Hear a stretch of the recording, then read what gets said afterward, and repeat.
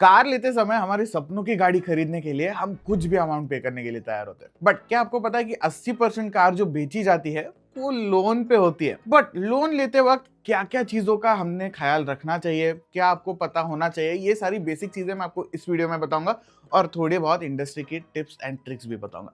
तो चलो वीडियो शुरू करते हैं। पहली चीज, इंटरेस्ट रेट निगोशिएबल होते हैं, स्पेशली प्राइवेट बैंक्स में। तो कुछ भी वो इंटरेस्ट रेट फर्स्ट ट्राई पे आपको दे दे, उस पर भरोसा मत रखना, थोड़ा निगोशिएट करने की कोशिश करना। देखो, उसमें दो सिनारियो होते हैं कि आप लोन कहाँ से लेते हो। आप डायरेक्ट शोरूम में जाते हो, कार बुक करते हो, आप लोन की बात भी कर लेते हो।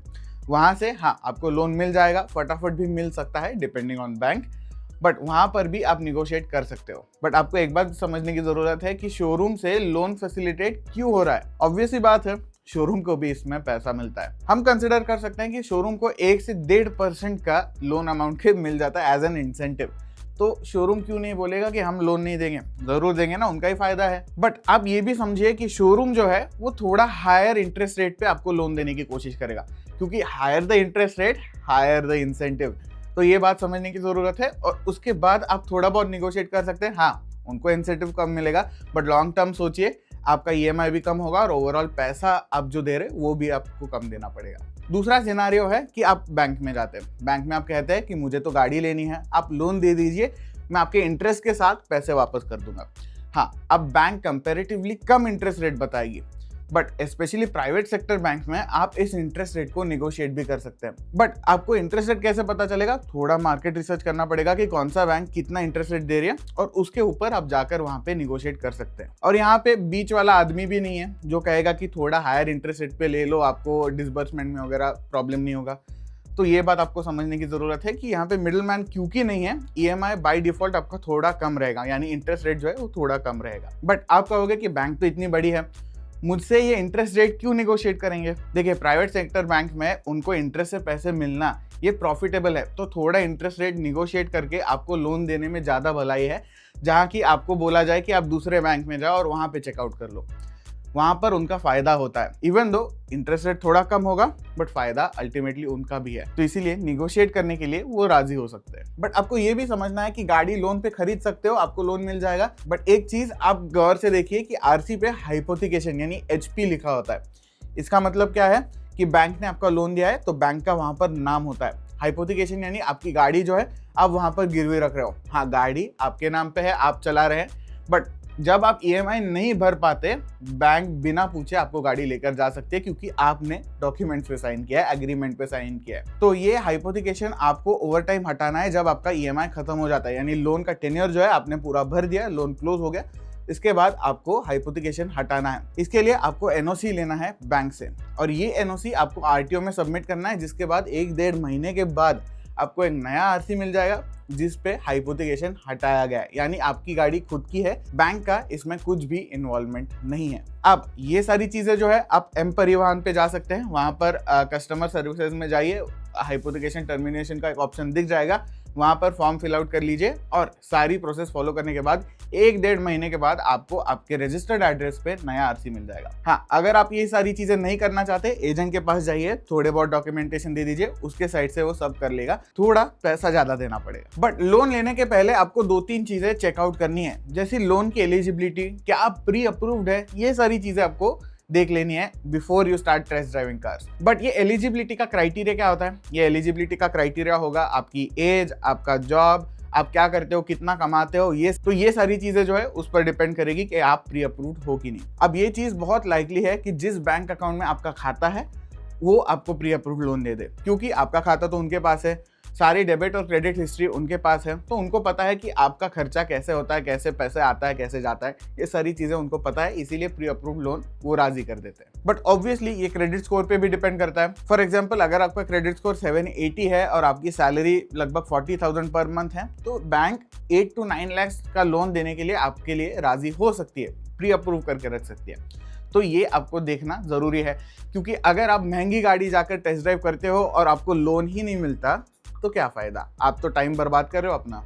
अब आपको ये भी जान लेना है कि आपका इंटरेस्ट का टाइप क्या है। आप बोलोगे कि इंटरेस्ट रेट का क्या टाइप होता है? भाई टाइप होता है, फ्लोटिंग भी होता है और फिक्स भी होता है। दोनों का अंतर मैं बताऊंगा। पहले जान लीजिए कि इंटरेस्ट रेट क्या होता है। इंटरेस्ट रेट वो होता है जो एक्स्ट्रा पैसे आप बैंक को वापस करते समय दोगे, यानी उन्होंने आपको पैसा दिया और एक्स्ट्रा पैसे के साथ पूरा अपने पैसा वापस कर दिया, ये इंटरेस्ट रेट है। जो बीच का डिफरेंस जो है उनका, वो इंटरेस्ट रेट है। तो अगर आपका फिक्स्ड इंटरेस्ट रेट है, कह सकते हैं कि आसानी है, आपका ईएमआई फिक्स रहेगा, आपको मंथली बजटिंग करने के लिए बहुत आसानी होगी। तो लेट्स से कि आपका ईएमआई 20-25 हजार रुपए है, ये पूरा लोन के टेन्योर के लिए चेंज नहीं होता, ये उतना ही रहेगा।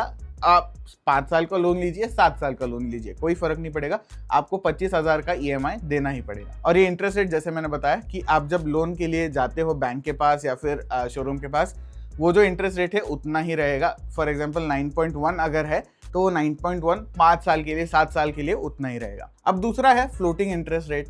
फ्लोटिंग इंटरेस्ट रेट से आपको फायदा भी हो सकता है, नुकसान भी हो सकता है। कैसे?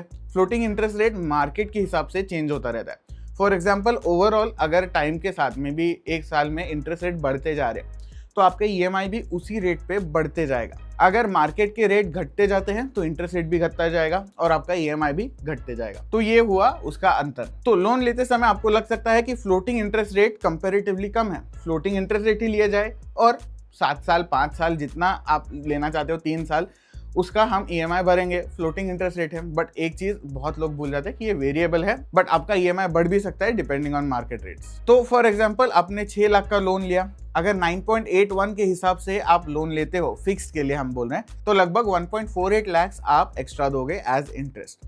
वहीं पे अगर 11% इंटरेस्ट रेट होगा तो सोचिए कितना होगा, 1.81 लाख। 6 लाख के लोन पर आप एक्स्ट्रा दोगे eight the end of your tenure. तो ये बात समझने वाली होती है। अब फ्लोटिंग के साथ ये रेट जो है वो 9.7 रह सकता है, 11 रह सकता है, 12 हो सकता है, ये मार्केट के ऊपर डिपेंड होता है। तो आपका ईएमआई बढ़ सकता है, घट सकता है, आप ओवरऑल हो सकता है कि ज़्यादा interest at the end of your tenure दे रहे हैं। फिर आपको जानना है लोन टू वैल्यू रेशियो। ये रेशियो क्या होता है? देखिए, जब आप फॉर एग्जाम्पल 10 लाख की गाड़ी खरीद रहे हैं तो ऐसे तो बैंक कहेगी नहीं कि भाई मैं 10 लाख रुपए दे दूंगा और आप गाड़ी खरीद लो और ईएमआई के द्वारा मुझे पैसा दे दो। बट बैंक कहेगी कि मैं 80% या 90% के आसपास आपको लोन दूंगी और आपको ईएमआई के द्वारा पैसे वापस करने हैं। तो बाय डिफॉल्ट आपको 10-20% जो है वो आपको डाउन पेमेंट देना ही पड़ेगा शोरूम को, जिसके बाद आप बाकी का अमाउंट जो है वो लोन के द्वारा दोगे।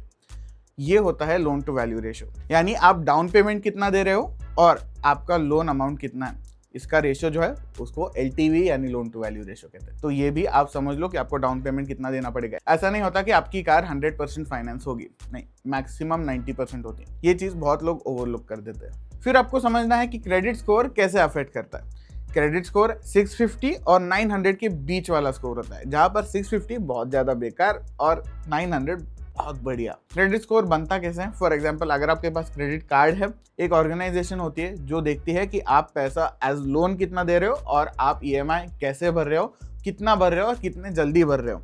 लोन अगर बहुत ज़्यादा लिया तो आपका क्रेडिट स्कोर घट सकता है, ये बात आप समझिए। अगर आपने बहुत ज़्यादा इंक्वायरी भी की लोन के बारे में तो क्रेडिट स्कोर आपका घटता है, क्योंकि वो बोलते हैं कि ये 10 बार लोन क्यों देख रहा है, हम इसका क्रेडिट स्कोर घटा देंगे ताकि इसको इंटरेस्ट रेट ज़्यादा देना पड़े। अगर आप इररिस्पॉन्सिबल है तो भी इंटरेस्ट रेट बहुत ज़्यादा बढ़ जाता है, ये समझने वाली बात है। तो यहाँ पर 2 सिनारियो में समझाऊंगा। एक आदमी का क्रेडिट स्कोर है लगभग 680, दूसरे का है 750 प्लस। तो इनके इंटरेस्ट रेट का क्या डिफरेंस होगा? बैंक कहेगी इसका क्रेडिट स्कोर खराब हो चुका है, इसने बहुत इररिस्पॉन्सिबल चीज़ें करी हैं, तो हम 5 लाख रुपए इसको लोन तो दे देंगे, बट इंटरेस्ट रेट हम 11-12% रखेंगे, क्योंकि हमें पैसा चाहिए और ये हाई रिस्क आदमी है, तो इसके हिसाब से हम इंटरेस्ट रेट थोड़ा बढ़ाएंगे। वहीं पे अगर आपको 5 लाख का लोन लेना है और आपका क्रेडिट स्कोर बढ़िया है, 750 प्लस है, तो बैंक कहेगी यार ये तो रिस्पॉन्सिबल आदमी लग रहा है, हमें अपने पैसे आराम से मिल जाएंगे, आगे जाके मे बी आदमी ज़्यादा लोन भी ले हमसे ही, तो हम इसको लोन देकर इससे और प्रॉफिट भी कर सकते हैं। तो उस आदमी का 5 लाख का इंटरेस्ट रेट रहेगा लगभग 9.2 से 9.5 के हिसाब से। तो एक हुआ भाई 11 के ऊपर, 11-12 के आसपास, और दूसरा हुआ 9.7 के आसपास। तो समझिए कि आप ओवरऑल पैसा एक्स्ट्रा दोगे अगर आपका क्रेडिट स्कोर खराब है। तो लगभग आप मे बी 1 साल पहले थोड़ा एडवांस प्लानिंग करिए। आपके पास अगर क्रेडिट कार्ड है तो उसके हिसाब से आप पेमेंट्स वगैरह जल्दी करिए, बहुत ज़्यादा खर्चा मत करिए, और आपका क्रेडिट स्कोर अच्छा बनते जाएगा। और ओवरऑल जब गाड़ी लेने का टाइम आएगा आपको ओवरऑल कम इंटरेस्ट रेट देना पड़ेगा। तो ये बात भी समझिए। फिर आपको समझना है प्री पेमेंट एंड फोरक्लोजर क्या होता है। प्री पेमेंट क्या होता है, समझिए आपको 30-40 हज़ार आ गए और उसके बाद आप कह रहे हैं मेरे पास तो 60,000 रुपये है, 60,000 रुपये अगर मैं बैंक की तरफ घुमा देता हूँ तो मेरा लोन खत्म हो जाता है, जल्दी खत्म हो जाता है, मुझे पैसे कम देने पड़ेंगे। आपकी बात सही है, बट बैंक कहेगी कि आप जल्दी पैसे भर रहे हो, इंटरेस्ट रेट से हमारा जो प्रॉफिट होने वाला था वो तो चला गया, तो हम आपको एक पेनल्टी लगाएंगे, आप फोरक्लोज कर दो या फिर प्री पेमेंट कर दो। तो प्री पेमेंट चार्जेस लगभग 1 से 3% हो सकते हैं, तो वहां पर आपको एक्स्ट्रा पैसे देने पड़ेंगे। हाँ, ओवरऑल आपको कम पैसे देने पड़ेंगे, बट एक्स्ट्रा पैसे वहां पर 2-3% जो है वो देने पड़ सकते हैं। तो आपको लोन लेते वक्त थोड़ा अगेन मार्केट रिसर्च करना है कि कौन सी बैंक प्री पेमेंट फोरक्लोजर के चार्जेस नहीं लगाएगी, या फिर मे बी लेट्स से कि 2 साल बाद मुझे प्री पेमेंट या फोरक्लोजर के चार्जेस नहीं लगेंगे। 2 साल तक मुझे EMI भरना है, 2 साल के बाद मैं कभी भी लोन खत्म कर सकता हूँ। थोड़े बैंक्स ऐसे भी होते हैं कि आप फ्रॉम द गेट गो, यानी आज आपने लोन लिया, 1 महीने बाद आप खत्म कर सकते हो, लोन बंद कर सकते हो फुल पेमेंट करके। तो आपको मार्केट रिसर्च करना है कि कौन सी बैंक फोरक्लोजर और प्री पेमेंट के लिए एक्स्ट्रा पैसे लेती है। फिर आपको लोन टेन्योर भी डिसाइड कर लेना है। लोन टेन्योर क्या होता है, आप जो 3 साल का लोन, 5 साल का लोन, 7 साल का लोन लेते हो, इसको ही टेन्योर कहते हैं। यानी लोन कितने समय तक ले रहे हो, इसको टेन्योर कहते हैं। आप कहोगे कि 15 लाख का मैंने लोन ले लिया, 15 लाख की गाड़ी है मेरी, तो लगभग आप 12 लाख के लोन ले लिए और इस लोन पे मैं 3 साल का EMI भरूंगा, 3 साल में इस लोन को खत्म करूंगा। बढ़िया। कोई कहेगा 5 साल, ठीक है, 7 साल थोड़ा क्वेश्चनेबल है। देखिए, अगर आपका इंटरेस्ट रेट कम भी है तो आपको समझना है कि जितना लंबा टेन्योर उतना ज़्यादा आप इंटरेस्ट रेट भरोगे। और 7 साल तक क्या आपकी गाड़ी आपके पास रहेगी, क्या आप नई गाड़ी लोगे, ये सोचने की बात है। हाँ, प्री पेमेंट फोरक्लोजर ज़रूर कर सकते हो, बट 7 साल की लोन लेने की ज़रूरत है क्या, ये भी सोचो। अगर आप थोड़ा ओवर स्पेंड कर रहे हो और इसीलिए 7 साल का ले रहे हो, तो मैं सजेस्ट करूंगा कि थोड़ी सस्ती वाली गाड़ी ले लेना, ताकि आपको ज़्यादा इंटरेस्ट रेट भी ना देना पड़े, EMI भी नहीं ज़्यादा कटेगा और आप जल्दी फ्री हो जाओ लोन से। तो ये आप ध्यान में रखिए। अब आपको लोन के चार्जेस भी समझने हैं। लोन लेते वक्त थोड़े हिडन चार्जेस होते हैं। आप कहोगे कि मैं loan amount plus interest rate देकर लोन खत्म कर लूंगा, ऐसे नहीं होता। मैंने ऑलरेडी आपको बता दिया कि प्री पेमेंट के और फोरक्लोजिंग के चार्जेस होते हैं। बट जब आप लोन लेते हो तो लगभग 1% आपको स्टैम्प ड्यूटी भी देनी पड़ती है, प्रोसेसिंग फीस देनी पड़ती है। थोड़े बैंक्स ऐसे भी होते हैं कि आप तब जाके हमारे बैंक में लोन ले सकते हैं जब आप अकाउंट खोलो। लोन तो हम दे देंगे बट अकाउंट भी खोलना है, तो ऐसे भी होते हैं। अकाउंट खोलने के भी आपको चार्जेस लग सकते हैं। थोड़े कहते हैं कि अगर आपके पास बैंक के स्टॉक्स है तब आप लोन ले सकते हो हमसे, तो आप पहले स्टॉक्स लो फिर लोन लो। लोन तो हम ऐसे ही दे देंगे बट स्टॉक्स ले लो। फॉर एग्जाम्पल, अगर आप 7 लाख का लोन ले रहे हो, 1% की स्टैम्प ड्यूटी है। आप कहोगे 1% कितना ही है, 7,000 रुपये आप एक्स्ट्रा दोगे, ये तो 7 लाख का ही लोन है। बट अगर आपका लोन बड़ा है, 20 लाख का है, 25 लाख का है, तो 20 लाख के हिसाब से 1% आप कहोगे तो 20,000 रुपये आप लोन लेने के पहले ही बैंक को दोगे। स्टैम्प ड्यूटी के लिए प्रोसेसिंग फीस वगैरह अलग लगेगी। बैंक टू बैंक ये भी डिफर करता है कि बैंक आपको मे बी स्टैम्प ड्यूटी अगर कम है तो स्टैम्प ड्यूटी भरने को बोलेगी, या फिर एक अमाउंट तक ही आपसे पैसे लेगी। ये बैंक टू बैंक डिफर होता है। जो भी अमाउंट कम है वो आपको भरनी पड़ेगी, बट फिर भी ये एक एडिशनल चार्ज है, तो ये एक बार देख लेना। अब समझिए कि आपके पास बहुत ज़्यादा फाइनेंशियल प्रॉब्लम होगी, आप EMI नहीं भर सकते। आपको टेंशन भी नहीं लेना कि क्या मेरी गाड़ी चली जाएगी, नहीं लेना टेंशन, क्योंकि आपने लोन इंश्योरेंस लिया है।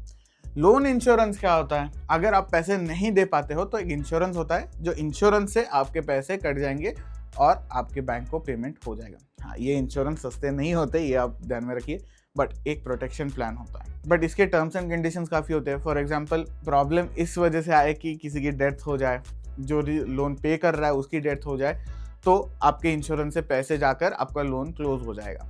हाँ, थोड़ा बहुत आपको पैसा देना पड़ सकता है, बट ओवरऑल वो इंश्योरेंस कवर कर सकता है। थोड़ा एक्स्ट्रा पैसा देकर आप ये इंश्योरेंस ले सकते हो और उसके बाद आपको थोड़ा सा पीस ऑफ माइंड मिल जाएगा। वैसे वीडियो कैसे अच्छा लगा और ये नया सेटअप कैसे अच्छा लगा मुझे ज़रूर बताना। वीडियो हेल्पफुल लगा होगा तो लाइक, शेयर और सब्सक्राइब ज़रूर करना।